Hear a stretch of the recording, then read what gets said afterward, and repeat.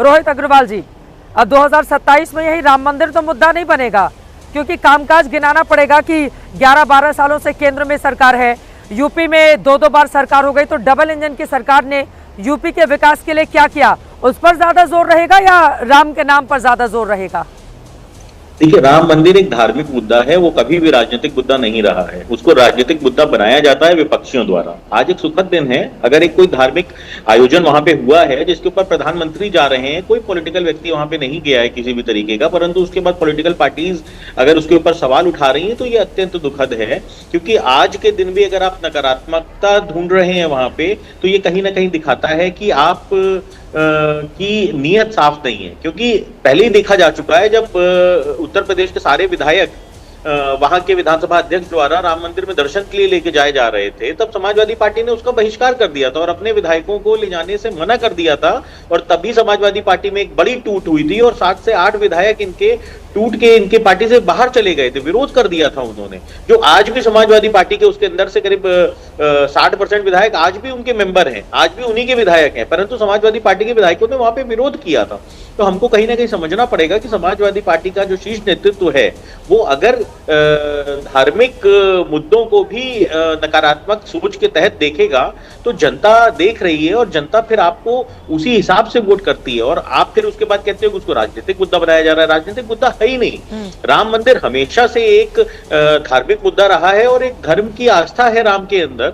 और उसी लिए अगर ये आयोजन हो रहा है, जो कि बहुसंख्यक हैं इस देश के अंदर, और ये आयोजन हो रहा है, तो इसका स्वागत होना चाहिए। उसके अंदर ये ढूंढना कि साहब सांसद को नहीं बुलाया, भाई सांसद तो अपने क्षेत्र का प्रतिनिधि होता है और सांसद किसी भी कार्यक्रम के बुलावे का मोहताज नहीं होता है। अगर इनके सांसद वहां पे जाते तो मुझे नहीं लगता है कि उनको कोई भी सिक्योरिटी प्रोटोकॉल उनको रोक सकता था वहां पे जाने से। जैसे मेयर होता है कि किसी भी शहर के अंदर अगर प्रधानमंत्री आ रहा है तो वहां पे मेयर उनका जाके स्वागत करता है, उसको कोई भी प्रोटोकॉल उनको रोक नहीं सकता है वहां पे जाने से।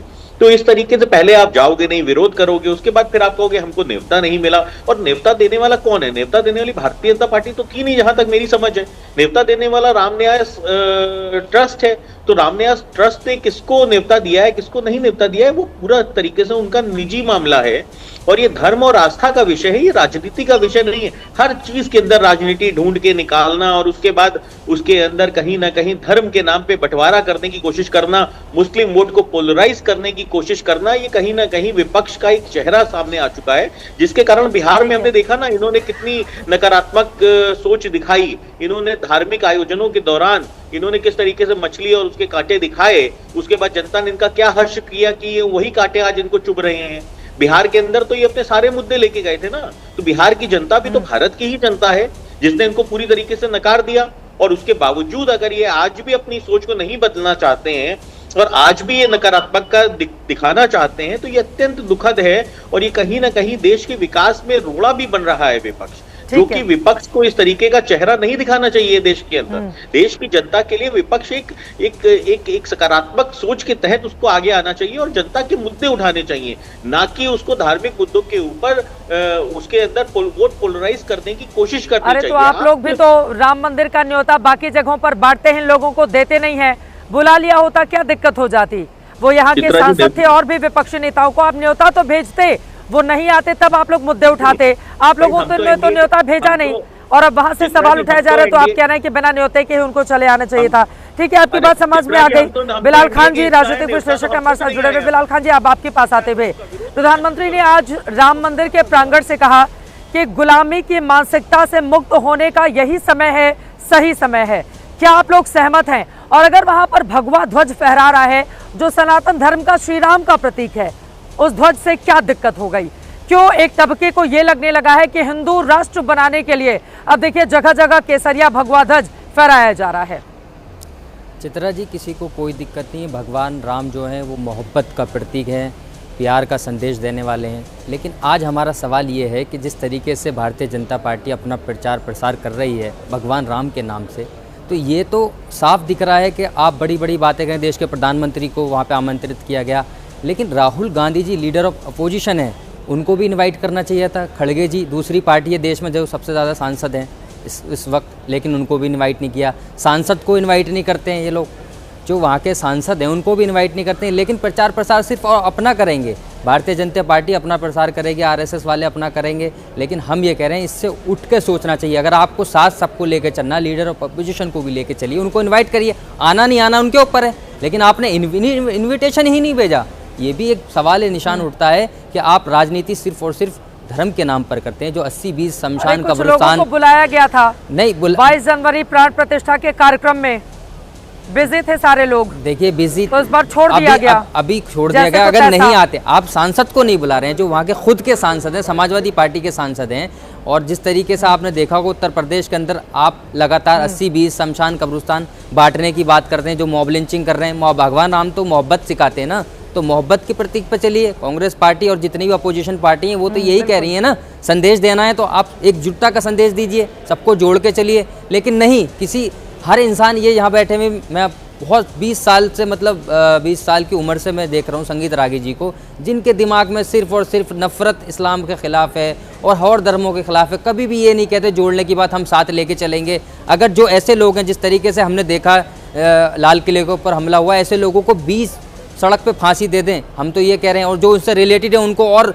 जिस तरीके से पूरे देश में एक मैसेज जाना चाहिए, लेकिन नहीं, लोग उनके भी समर्थन में आकर खड़े हो गए उनके समर्थन में जो कर रहे हैं वो देश के गद्दार हैं। ये कहते हैं कि एक खास धर्म से वो ताल्लुक रखते हैं, मजहब से, इस वजह से निशाना साधा जा रहा है। जिन लोगों को पकड़ा गया था, या अल-फलाह यूनिवर्सिटी के जिन लोगों को निशाने पर लिया गया था, उनके समर्थन में भी कुछ लोग आकर खड़े हो गए। तो ये तो देश का दुर्भाग्य है ना कि आंखों के सामने हमने मरते हुए लोगों को देखा है। मैं मौजूद थी लाल किला के बाहर जब उस समय हमला हुआ था, उसके 2 घंटे के बाद। लेकिन आतंकवादियों के समर्थन में भी जब देश का एक तबका आकर खड़ा हो जाएगा तो पूछा जाएगा ना कि कहां पर कमी हो गई है। कोई तबका नहीं खड़ा है। राजनीतिक बयान देने का काम जो करते हैं, सुन लीजिए, चाहे वो इमरान मसूद ने बयान दिया, गलत बयान दिया, पार्टी ने उनको डांट लगाने का काम किया, कोई भी हो बयान दे रहा है, वो हमारे देश के खिलाफ हैं। और ऐसे ही लोग गद्दार हैं जो पार्टियों में भी शामिल हैं, जो मिलकर जानबूझकर इस तरीके से बयान दिए जाते हैं। लेकिन जो इस देश को मोहब्बत करता, साथ ले जाने वाले, हिंदू मुसलमान की बात जो एक साथ रखने वाले हैं, वो चाहते हैं कि देश आगे बढ़े, मुसलमानों को भी लो, हिंदू को भी लो। लेकिन लगातार ये नफरत की बात करेंगे, बेरोजगारी की बात नहीं करेंगे, महंगाई की बात नहीं करेंगे, देश के अंदर लगातार अर्थव्यवस्था का क्या हाल है उस पर बात नहीं करेंगे। लेकिन नहीं, इनको सिर्फ और सिर्फ एक धर्म की, एक जाति की बात करनी है, जिससे देश में कम्युनल मसला हो, और इस तरीके से ही मुद्दे चलाने। तो हमें तो सवाल करने का हक है ना। हमने यही कहा कि आप सबको साथ लेके चलिए, हम भी आपके साथ चलेंगे। लेकिन जो गद्दारी कर रहा है, जो गद्दार है इस देश में, गद्दारी के नाम कोई भी हो, नाथुराम गोडसे पे इनकी आवाज नहीं खुलती। जब ये कहते हैं एक धर्म की बात करते हैं, कौन था नाथुराम गोडसे? आप बता दीजिए। इतने सारे मेरे पास अभी उदाहरण है, मैं दूंगा तो आप कहेंगे कि ये एक धर्म का। ऐसे मत करिए सर, मैं आपसे रिक्वेस्ट कर रहा हूँ। आप इतने, मैं आपकी रेस्पेक्ट भी करता हूँ, इतने आप अनुभवी हैं, लेकिन इतनी जहर मत उगलिए जो देश में नफरत आपके जहर उगलने से बढ़ती जा रही है। देखिए, नथुराम गोडसे तो हत्यारा था, उसको फांसी की सजा दे दी गई, उसके लिए किसी ने छाती नहीं पीटी। लेकिन अफजल गुरु के लिए छाती कन्हैया कुमार पीट रहा था, और राहुल गांधी को अत्यंत प्रिय है। अफजल गुरु को जो है सेवैयां खिलाने के लिए कांग्रेस की तत्कालीन जम्मू एवं कश्मीर की सरकार ने ईद के समय उसको फांसी पे न लटकाओ का पत्र लिखा था। तमाम कांग्रेस के नेताओं ने उनको फांसी पर न दी जाए, इसके लिए पत्राचार किया था। तो आतंकवादियों के प्रति आपके कांग्रेसियों में इतनी मोहब्बत क्यों हो जाती है? अब आपने एक कांग्रेसी का नाम लिया, कहा उसने जो बातें की, तो गद्दार, तो उसको निकलवाइए ना पार्टी से। ऐसे गद्दारों को राहुल गांधी पालते क्यों हैं? क्या कारण है ऐसे गद्दारों को पालने का? और जहां तक निमंत्रण की बात है, निमंत्रण देने का दायित्व श्री राम जन्मभूमि न्यास समिति का था। श्री राम जन्मभूमि न्यास समिति ने पिछली बार श्रीमान मल्लिकार्जुन खड़गे, श्रीमती सोनिया गांधी, श्रीमान राहुल गांधी को निमंत्रण दिया था। कांग्रेस ने आधिकारिक पत्र लिखकर कहा कि हम नहीं आएंगे। तो श्री राम जन्मभूमि न्यास बारंबार, जिनको श्री रामलला, यकीनन 22 जनवरी को भी 2024 को मैं यहीं अयोध्या में मौजूद थी, और आज जब 25 नवंबर 2025 की तारीख है और धर्मध्वजा लहराई है, यहाँ से कवरेज हमने की है और अलग अलग राजनीतिक दलों के बयान भी सुना दिए हैं। फिलहाल के लिए बहुत धन्यवाद आप तमाम मेहमानों का हमारे साथ चर्चा में शामिल होने के लिए। ये सही बात है कि सरयू नदी में बहुत पानी बह गया, 500 सालों का ये संघर्ष रहा, लेकिन राम पर जो छाई राजनीति है उसकी धुंध कभी खत्म नहीं होती। वैसे राम के बारे में खुद ही कहकर बार बार हम लोग इन वाक्यों का इस्तेमाल करते हैं कि जाकी रही भावना जैसी, प्रभु मूरत देखी तिन तैसी।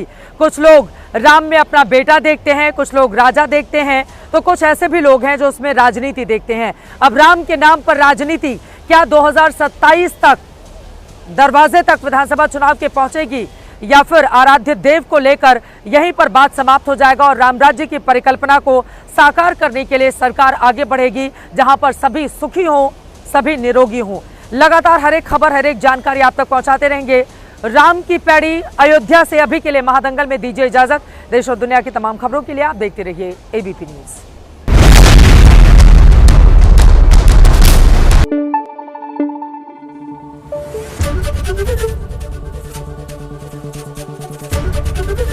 एबीपी न्यूज आपको रखे आगे।